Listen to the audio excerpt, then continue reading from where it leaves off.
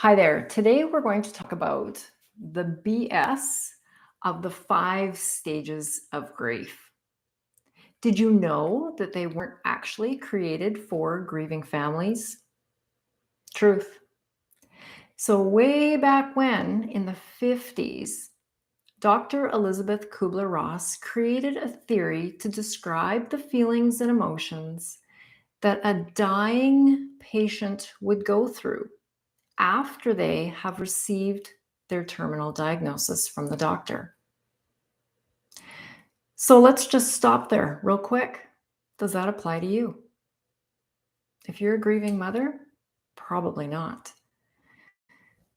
This theory was never created for people like us, for situations like ours.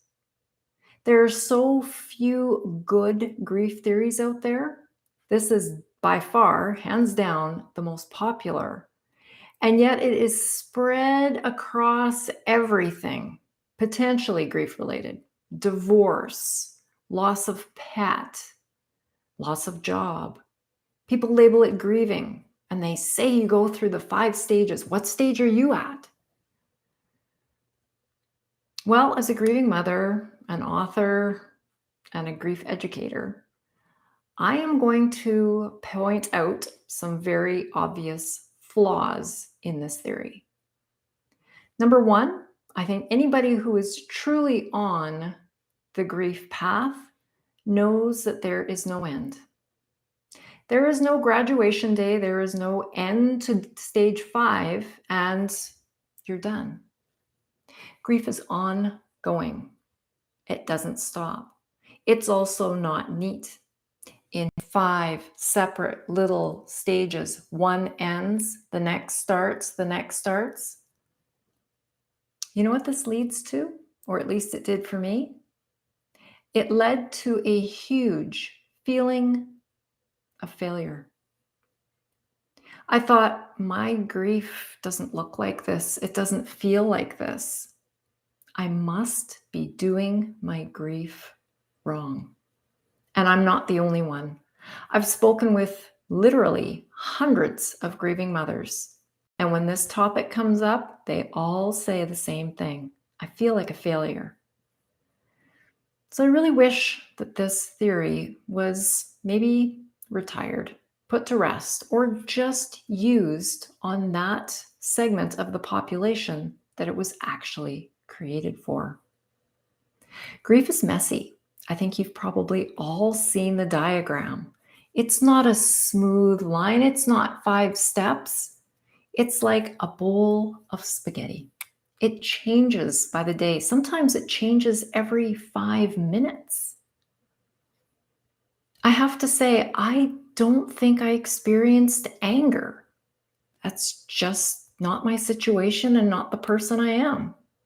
So does that mean I fail grief? No, it just means that my grief journey is my grief journey. And don't try to put me into a category. You can't categorize grief. So as I mentioned, there are far more emotions and feelings than what are outlined in the 5 stages of grief. In that theory, there is denial, anger, depression, bargaining, and acceptance. I think we've all bargained. I get that. I would do anything to have my daughter back. I accepted the fact that my daughter isn't here, but I'll never truly accept her death. And there are so many more emotions that make up grief. There's what we think about. There's sadness, but there's frustration. There's overwhelm. There's isolation. Maybe a bit of jealousy sometimes, bitterness.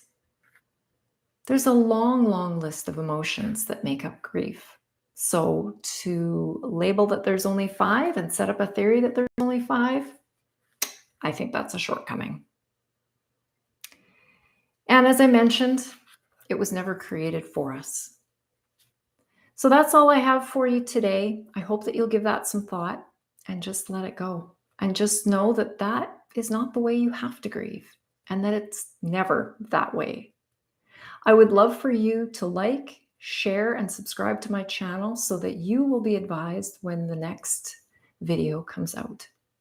Until next time, take care.